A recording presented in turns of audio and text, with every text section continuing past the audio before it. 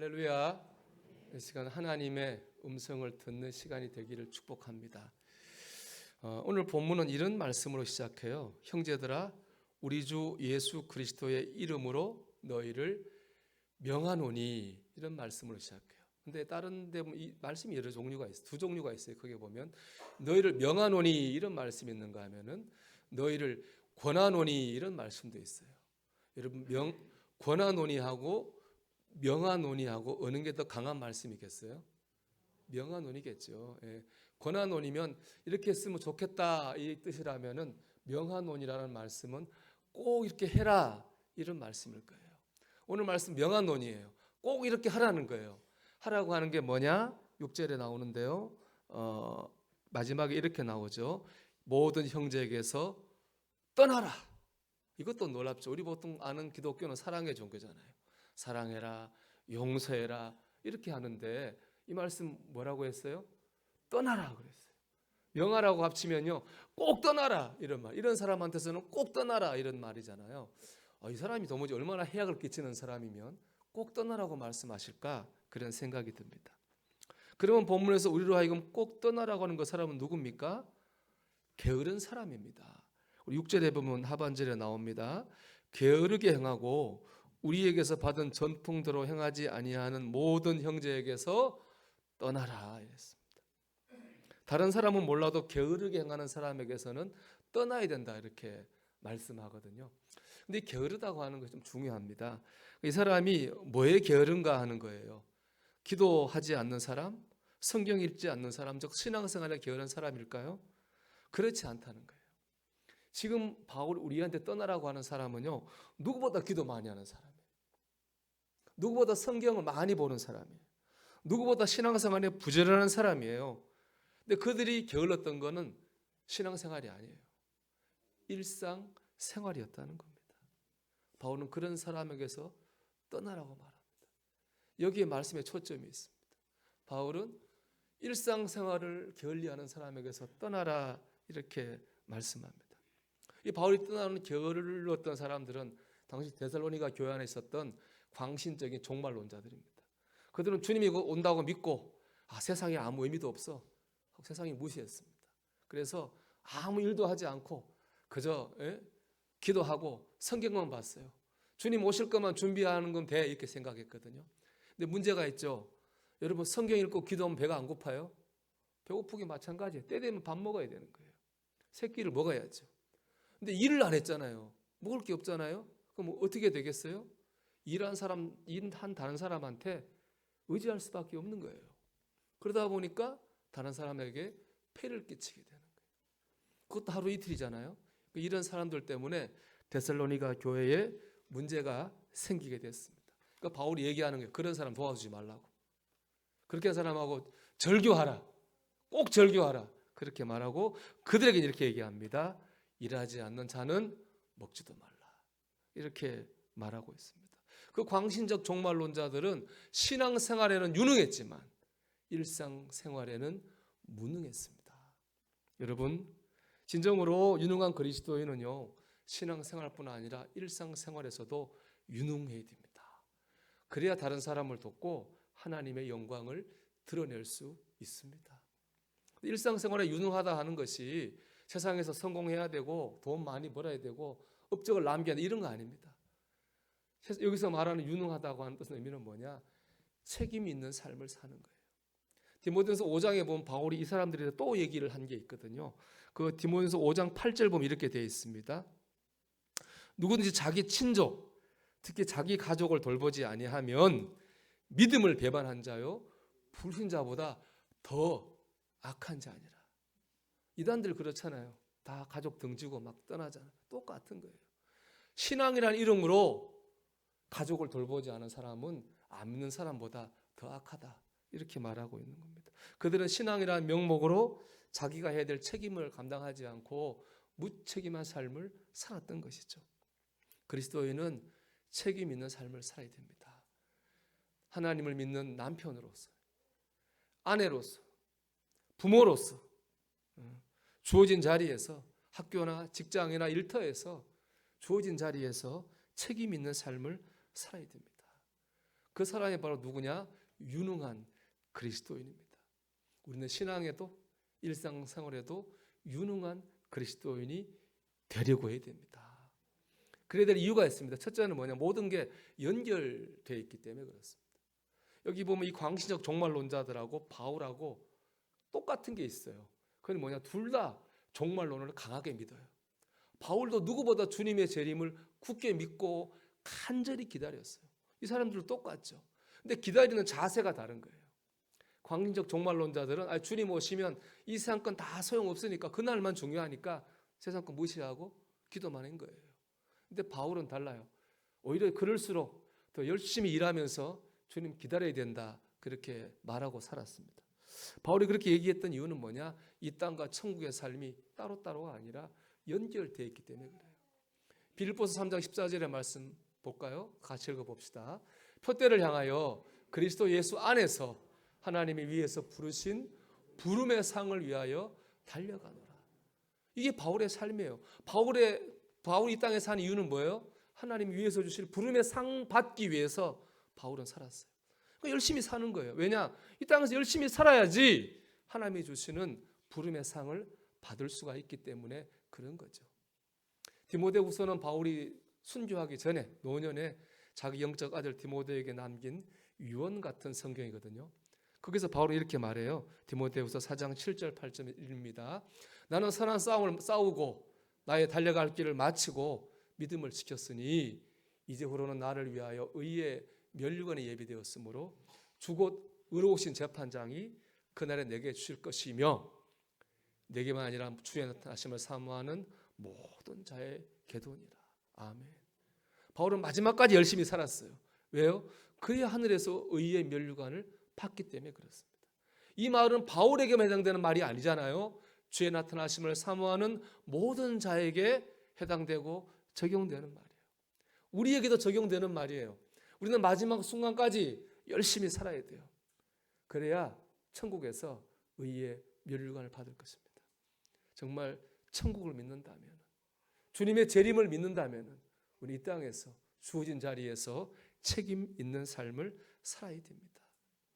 이 땅과 천국만 연결된 게 아니에요. 이 땅에서 일상생활과 신앙생활도 연결되어 있어요. 건강을 위해 기도하는 사람이 있어요. 열심히 기도해요. 그 사람이 일상에서 삶을 보니까 엉망이에요. 술 먹고 담배 먹고 폭식하고 운동 안 하고 건강 해칠 만한 삶을 살고 있어요. 과연 그 사람이 기도 응답을 받을 수 있을까요? 여러분, 그런 기도는 요행을 바라는 기도고 하나님을 시험하는 기도예요. 하나님을 시험하지 마세요. 열심히 기도해야죠. 그리고 또 기도에 합당하게 열심히 살아야 됩니다. 그럴 때 하나님 주신 축복을 경험하게 될 줄로 믿습니다. 하늘과 땅이 연결되어 있고 일상생활과 신앙생활이 연결되어 있습니다. 그렇기 때문에 우리는 이 땅에서 책임 있는 삶을 열심히 살아야 됩니다. 둘째로 우리가 이 땅에서 유능하게 살아야 될 이유는 우리 그 일 속에 하나님의 뜻이 있기 때문에 그렇습니다. 우리 창세기 한 말씀 읽어보겠습니다. 하나님이 그들에게 복을 주시며 하나님이 그들에게 이르시되 생육하고 번성하여 땅에 충만하라. 땅을 정복하라. 바다의 물고기와 하늘의 새와 땅에 움직이는 모든 생물을 다스리라 하시니라. 아멘. 하나님이 낙원의 에덴 동산을 만드셨어요. 거기에 사람을 만드시고 그 사람한테 이 일을 맡겼어요. 거기 있는 모든 생물을 다스리는 일을 맡겼어요. 창세기 2장에 하나님께서 아담에게 그 동물들의 이름을 다 짓게 했어요. 생각해 보세요. 그 동물들의 이름을 다 지어주고 그 관리하는 일이 쉽겠습니까? 보통 일이 아닐 거예요. 이것 보면 깨닫는 게 있어요. 낙원도 일하는 곳이에요. 우리 낙원 하면은 아무것도 안 하고 편안하게 해변가에 앉아가지고 주스 마시며 쉬는 거, 뭐 그런 거 생각하기 쉽잖아요. 우리의 착각이었어요. 낙원도 뭐 하는 곳이에요? 일하는 곳이에요. 실망하는 분이 있을지도 모르겠어요. 천국도 일하는 곳이에요. 근데 뭐예요? 하나님 안에서 하나님이 시키신 일을 하는 곳이 낙원이에요. 근데 아담과 하와가 죄를 지었어요. 하나님과의 관계가 깨졌습니다. 그러니까 일의 성격도 달라졌어요. 창세기 3장 17절입니다. 너는 내 평생에 수고하여야 그 소산을 먹으리라. 평생 수고하고 일해야 돼요. 뭐 하려면요? 먹고 살려면. 먹고 살려면 땀 흘려 일해야 돼요. 달라졌어요. 그전에는 일 속에 하나님의 뜻이 있었어요. 그렇죠? 하나님 맡긴 사명이 있었어요. 근데 타락하고 나니까 하나님 또 사명 이런 건 없어요. 그냥 먹고 살기 열심히 일해야 되는 거예요. 그래야 먹고 사는 거예요. 결국에 일로 놓고 보면 낙원에 사는 것과 낙원에 살지 않는 것의 차이는 뭐예요? 하나님인 거예요. 내가 하나님과의 관계가 좋고 내가 하는 일 속에 하나님의 뜻이 있다고 믿고 일하면 낙원이에요. 그런 거 아무것도 하나님 아무것도 없고 관계도 안 좋고 그런 것도 그냥 먹고 살기 위해 일하면 거기 낙원이 아니라는 거죠. 여러분, 여러분의 가정을 낙원으로 만들기를 축복합니다. 우리 가정이 하나님 주신 것이고 이 속에 내가 지금 하는 일이 그게 내가 아비 역할이든 어미 역할이든 부모의 역할이든 간에 하나님의 뜻이 있다고 믿고 일을 할 때 우리 가정은 내게 있어서 낙원이 되는 거예요. 그렇지 않으면 우리 가정은 낙원이 아닌 거죠. 학교도 직장도 우리가 하는 일터도 여러분 하나님 안에서 낙원으로 만들어 가시기를 주의 이름으로 축원합니다. 이처럼 일 속에 하나님의 뜻이 있고요. 하나님의 은혜도 있어요. 제가 강화도 목회할 때 한 분을 저를 찾아왔어요. 사연은 뭐 잘 모르겠는데 하여튼 중년에 떠돌아다니는 분이에요. 말도 이상해요. 말도 앞뒤가 안 맞고 정서가 불안하고 하여튼 그래요. 그래서 제가 그분이 지낼 수 있도록 조그마한 이제 방 하나를 만들어 드렸어요. 집을 만들어 드리고 여러분의 도움을 받아가지고 그 도로에서 왜 뻥튀기 같은 걸 장사하잖아요. 그거를 장사할 수 있도록 해드렸어요. 그분이 이제 그 길에서 장사를 하는 거예요. 매일 가서 장사하고 돈 벌어요. 놀라운 변화가 생겼어요. 건강해졌어요. 일하고 돈 벌다 보니까 건강해졌어요. 몸도 건강해지고 정서가 건강해졌어요. 얼굴도 밝아지고 말도 긍정적이에요. 표정도 밝아졌어요. 그때 느꼈어요. 사람은 일을 해야 되는구나. 하나님은 이 일을 통해서 우리 몸도 치료하시고 우리 심령도 치료하세요. 일을 통해 은혜를 베푸세요. 여러분 그러면서 권면해요. 여러분 좀 봉사를 좀 해보세요. 봉사활동. 제가 말씀 주면 생각해 보니까 제가 우리 교회 오기 전까지 참 그래도 항상 봉사활동 했었는데 우리 교회에서 바빴나 봐요. 못했더라고요. 그 전에도 보면 제가 이제 그 빵을 만들었어요. 5년 정도 이렇게 제가 한 건 아닌데 교회에서 이제 그 빵을 만들어서 소년소녀 가장하고 혼자 계신 노인분들한테 이렇게 요기로 드리는 건데 한 달에 한 번씩 교인들과 같이 가서 빵 만들어요. 기분이 참 좋아요. 갈 때는 좀 안 좋았다가도 하면서 기분이 좋아져요. 마치고 뭔가 뿌듯해인 거예요. 참 기뻤어요. 봉사하는 기쁨을 좀 알았으면 좋겠습니다.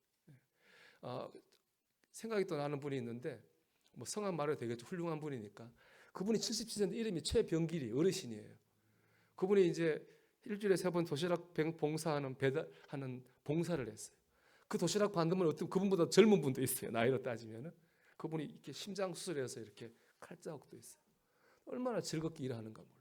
즐겁게 봉사하고 제가 그분은 탁구도 배웠어요. 운동을 잘하셔가지고 참 나도 저렇게 늙고 싶다 이런 마음이 들 정도로 멋있게 살았어요. 하나님은요 일을 통해서 우리에게 은혜를 베푸시고 치료해요. 그 일 중에 하나가 봉사하는 일이에요. 우리가 보통 구제하면 내가 보면 안타까운 거는 우리 집 교회도 그렇고 지방도 그렇고 돈으로 하려고 그러는 경향이 있어요. 돈 주면 끝이 돈 주는 건 좋죠. 그러나 우리가 몸을 쓰고 시간을 써서 저는 봉사했으면 좋겠어요. 그러면 즐거울 거예요. 우리가 사실은 일생을 날 위해 살잖아요. 날 위해 살고 내 자식 위해 살고 우리 가정 위해 살잖아요. 일생을. 이 성경 말씀 그대로 먹고 살기 위해 사는 거예요. 그런데 1년에 한 몇 번이라도 그거 하지 말고 다른 사람을 일하잖아요. 그건 봉사하는 사람이 제일 큰 위로를 받고 치유를 받게 되는 거예요. 바라기는 그런 일을 통해서 여러분 하나님의 은혜를 경험하기 바랍니다. 어렵게 생각할 건 아닌 것 같아요. 제 기억나는 게 작년인가 TV 봤더니 우리 코로나 산에 많이 가는데 청년들이 산에 가면 그냥 안 가고 봉지 하나 들고 산에 가 쓰레기 주면서 등산하더라고.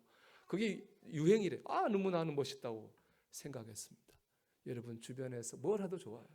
한번 그런 일을 한다면 하나님 분명히 그런 일을 통해서 우리를 은혜를 주시고 치료하실 줄로 믿습니다. 그러기 위해서 꼭 해야 될 일이 있습니다. 우리가 유능한 그리스도인을 살기 위해서 꼭 해야 될 일이 뭡니까? 하나님을 바라보는 거예요. 우리가 주어진 자리에 책임 있는 삶을 사는 일 좋지요. 근데 결심해야 되는데 결심만으로 안 돼요. 왜냐? 우리 결심이 무너질 때가 오잖아요. 우리에게는 한계가 있거든요. 육체적 한계가 있고 정적 한계가 있어요. 그래서 그게 어려운 상황을 만나면 그 한계가 더 빨리 오죠. 그럼 무너져요. 그때 우리에게 그 한계를 넘어설 수 있는 에너지가 필요합니다. 그 에너지를 주시는 분이 누구예요? 하나님이죠. 하나님을 바라봐야 됩니다. 하나님 말씀을 붙잡아야 됩니다. 그럴 때 그 한계를 넘어갈 수 있습니다. 오늘 말씀 보면 우리에게 딱 와닿는 말이 있잖아요. 일하지 않는 자여 먹지도 말라. 부정형이죠. 근데 이 말씀을 제가 생각할 때 딱 떠오르는 긍정적인 말씀이 있었어요. 디모데전서 5장 18절의 말씀이에요. 성경에 일렀으되 곡식을 밟아 떠는 소의 입에 망을 씌우지 말라 하였고 또 일꾼이 그 삭슬 받는 것은 마땅하다 하였느니라. 그 당시에는 소의 입에 망을 씌웠어요. 왜 그럴까요? 소가 밭에 곡식 먹으면 안 되니까 망을 씌웠는데 단 일할 때는 그 망을 벗겨줬어요. 일하려면 뭐 해야 되니까? 먹어야 되니까. 일하는 사람은 먹이겠다는 거예요. 일하지 않는 자여 먹지도 말라 이 하나님의 음성에는 반대로 말하면 일하는 사람은 하나님이 꼭 먹이시고 채우시고 힘 주실 줄로 믿습니다. 이걸 붙잡아야죠. 또 시편 126편이죠. 5절 말씀. 눈물을 흘리며 씨를 뿌리는 자는 기쁨으로 거두리로다. 뿌리면 거두게 하신다는 거죠. 제가 이 말씀 우리 교회 올 때 기도할 때 하나님 주신 말씀이에요. 제 말씀 붙들고 우리 교회 왔는데 늘 이 말씀을 생각할 때 힘이 나요. 그렇지 하나님 거두게 하신다고 하셨지 힘내자. 그런 마음을 늘 들었던 그런 과정이 있었습니다. 하나님 말씀을 붙들 때 하나님을 바라볼 때 우리는 일상 속에서 유능한 그리스도인으로 살 수 있습니다.